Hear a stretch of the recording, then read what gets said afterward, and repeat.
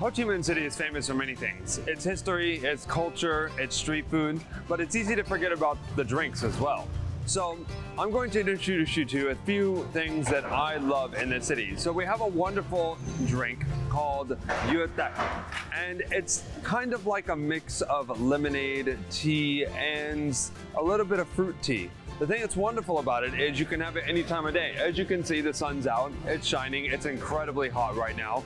And I'm going to sit down, I'm going to relax. A thing that's wonderful about this kind of drink is you can find it anywhere as a part of street food culture here. So you have these little chairs, these little stools, and you can just relax here with your mates, hang out with your friends.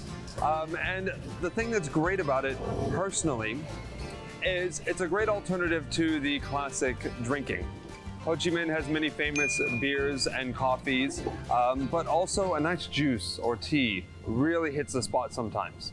Now, this place we have behind us, this Yue Tak 250, this place is quite famous. It doesn't look like much, but it's the legacy that matters, not just how it looks. This place has been running for over 20 years, and this amazing woman here has been serving tea for that entire time. So we're gonna take a look at what she's serving, what it tastes like, and we're going to just admire the street food culture here in Ho Chi Minh City. All right, let's get going.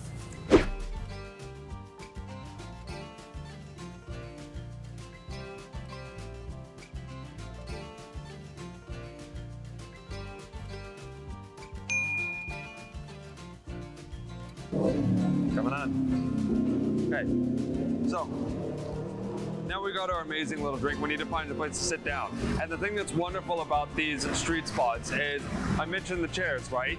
Well, you can set those up anywhere. So what we're gonna actually do is we're gonna walk across the street here, carefully navigating our way through traffic. Oh, carefully. You can see we have these stools set up over here too. And the thing that's wonderful is you can have 5 of these, 7 of these, 50 of these sitting on a sidewalk, and at night this place really comes alive as well. You'll have 100 people sitting out here with their Yue Tak and their other snacks and things, and they'll just hang out, enjoy life. We've sat down, we have our delicious Yue Tak, and what this is, so you can see here, we have a bit of coconut. So we have coconut slices, the flesh of the coconut. We have some threads of kumquat in there. Now, it adds this lovely little zest, but you'd be surprised at the depth of flavor of it as well. And then the coconut water has some sugar in it as well, give it that nice mellow sweetness. It's kind of like an Asian sweet tea on a Sunday afternoon. Lucky for me, it is a Sunday afternoon. Now, one thing that is easy to forget about being in Vietnam is the variety of fruits and their rarity is much different than your home country. So coconuts are quite common here, and they're used for many different things. So it's such a delightful treat to be able to sit down on the side of the road. You don't need to pack up and find a fancy cafe, or you don't need to dress up for a restaurant. You can come here dressed for bed, or you can come here dressed for a night out. But regardless, you can sit down at any one of these spots and just relax with one of these amazing drinks.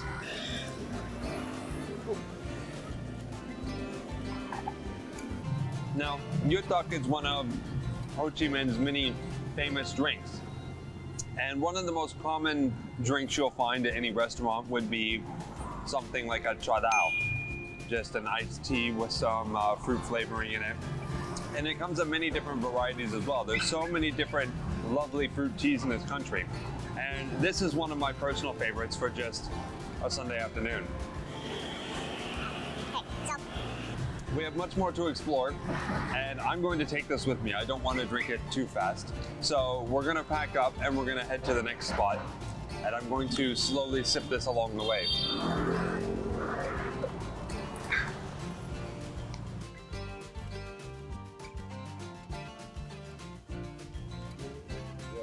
Now, pho, one of Vietnam's most famous dishes.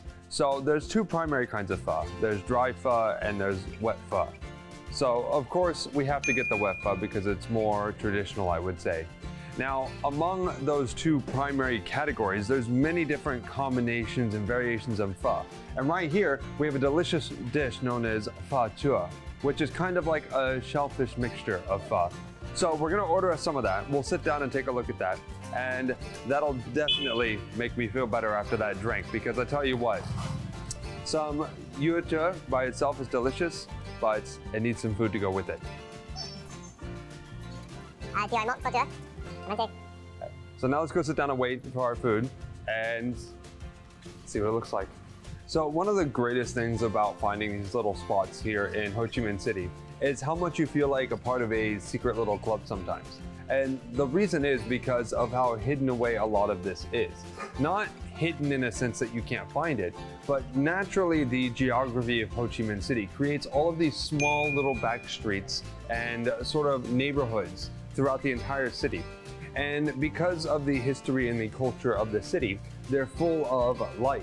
You know, it's not just people living in houses. There's restaurants and cafes and game centers, all kinds of crazy stuff just hidden away in these neighborhoods.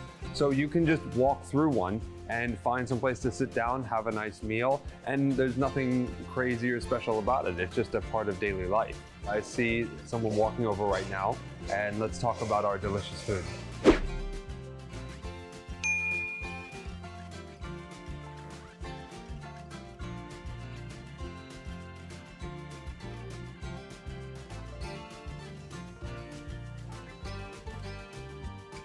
Now, this is something I'm really excited about for a couple of reasons. One, it's a popular dish here in Vietnam, so of course we have to try it.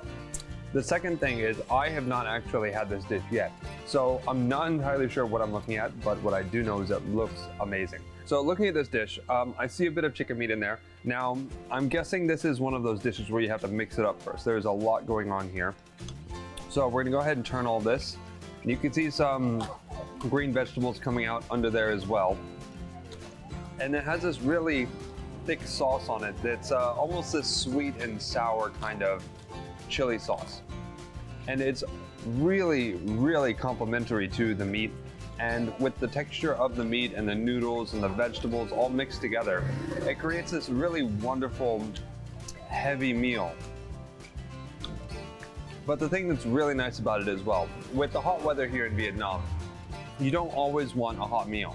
And this meal is not necessarily hot. So the noodles are a bit chilled and the meat is almost chilled.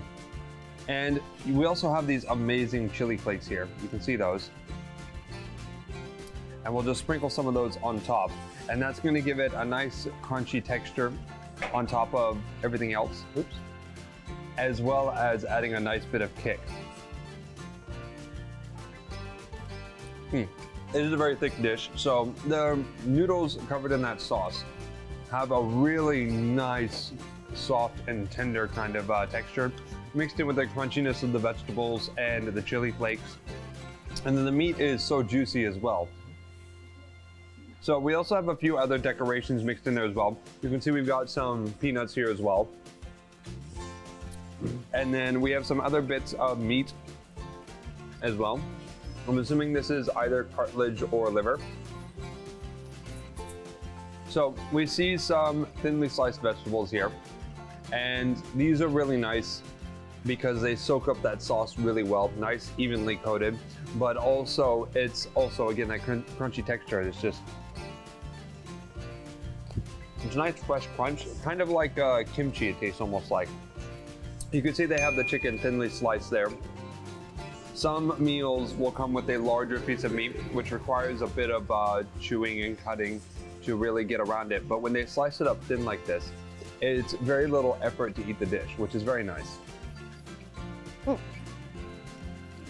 The chili flakes are starting to soften up a bit. And now the dish has sort of a mixed kimchi noodles kind of texture. And it really is lovely. I'm actually going to add a few more of these chili flakes on top of here. It's at a really wonderful spice. And then the third part of the dish here, which really pairs nicely, is you have some hot soup as well. And you can see we have some coriander in there, and then some other bits of vegetables, spring onions and such. And so it's a very rich but mellow broth. and it pairs so nicely with this soup, especially because they've gone with a cold soup for this.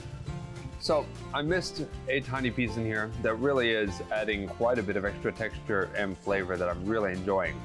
We have these pieces of, I'm thinking that's fried tofu. I'm not 100% sure. It's kind of the downside about having a bunch of ingredients in your dish, is if you're still learning Vietnamese like me, it's not so easy to ask what's in it. It's a lot of adventure, but it's part of the fun. So I'm going to actually pair that up with a piece of the chicken here. You can see that, and that's going to be amazing together. Now, the question is, the big question that's nobody's asking, is this better than traditional pho? Well, it depends. Like any meal, I would say this would be my favorite after a long day of work, relaxing, at home, don't plan to go anywhere, because it's a delicious meal, but it is heavy. So if I had this and then I had to run out for work or other things, I'd probably feel a bit tired, but personally, the flavor is just too good. Now, pho itself is a very light dish because it has so much broth. And that watery, salty tinge it has to it is really nice any time of the day. And it's got that mellowness that you can have for re-energizing yourself or after a long day. And because you can have so many combinations of meat and vegetables in pho, it's very easy to cater it to your taste. So the big conclusion, the grand finale here, what did I think? So I've had my yue tak and I've had my pho too. So these are both amazing dishes, and I wish I had saved that drink to drink with this, because honestly, the flavors would have been outstanding together. But what's my verdict? Obviously, come eat it. Get yourself out here and have some of this right now. The yue tak is great any time of the day, any time of the night. It's a nice, healthy alternative to drinking soda or just having a regular glass of juice, I would say. And because it's available everywhere, why not, right? And it's so cheap as well, being Ho Chi Minh City's street food. And the pho chua here, I would recommend this as an end of the week meal when you're ready to sit down and just treat yourself and maybe have a few beers as well. I think with a tiger or a Saigon special, this would be delicious. But you know what? Due to the nature of Vietnam's food, you could easily have this with yue tak or cha dao or something else non-alcoholic, and it would be amazing as well. Even here with the fan blowing on a Sunday afternoon, I'm happy to eat this for lunch.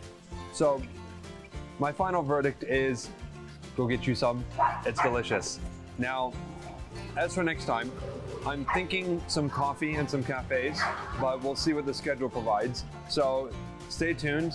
Make sure you leave some comments down below if you want anything specific covered in the next episodes. And be sure to give us a like and a subscribe so that we can keep you guys updated on all the fun stuff. All right, I'll see you guys next time.